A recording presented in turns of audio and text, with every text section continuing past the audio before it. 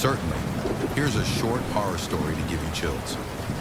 Let me know if you'd like a longer or more specific one. The Mirror Room. When Leah inherited her grandmother's estate, she was warned about the Mirror Room.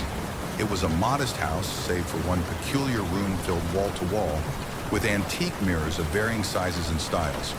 Her grandmother, a known recluse, had spent her final years locking the room and muttering about keeping it quiet.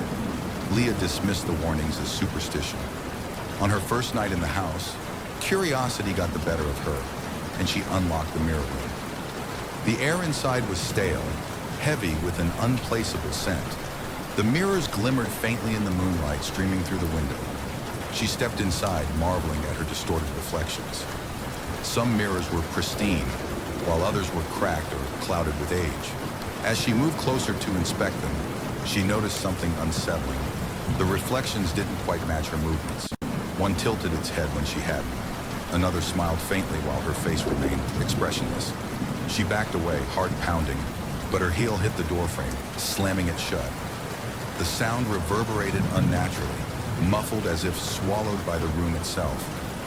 Panicking, she reached for the doorknob, but her fingers froze. In the largest mirror directly in front of her, her reflection was walking toward her. It reached the glass, placing a hand against it. Leah, trembling, stayed rooted to the spot. Then with a sickening crack, the reflection's hand pushed through the surface of the mirror. Cold, blackened fingers wrapped around her wrist and she screamed, yanking herself free. The reflection leaned out further, impossibly long arms stretching toward her, its mouth twisting into an inhuman grin. Leah bolted to the door, clawing at the handle until it gave way. She stumbled into the hallway, slamming the door shut behind her. For hours she sat on the floor, her back against the door, her breathing ragged. When morning came, she dared to open the door again. The room was empty, the mirrors were gone, replaced by bare, dusty walls. And from then on, whenever Leah passed another mirror in the house, she could see them, the figures watching from behind the glass, waiting for her to make a mistake. The reflection. Lena had always been intrigued by antique shops, especially those tucked away in the corners of forgotten streets. One rainy afternoon, she stumbled upon a small, dimly lit shop with a sign that read, "Curiosities and Oddities." Inside, the air was thick with the scent of old wood and dust. Shelves lined with strange trinkets and faded paintings filled every corner of the cramped space. Her eyes wandered until they landed on a large, ornate mirror with a gold frame. It stood alone in the back of the shop, its surface almost unnervingly smooth, untouched by the years. The shopkeeper, an elderly woman with glassy eyes, watched Lena as she approached the mirror.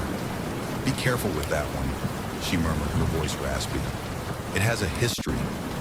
Lena shrugged off the warning, admiring the intricate carvings along the frame. She leaned in closer, entranced by her own reflection. As her eyes met her mirrored self, something strange happened. Her reflection smiled at her, a slow, malicious grin, while Lena remained frozen, staring at the glass. She stepped back, heart pounding, but the reflection didn't move.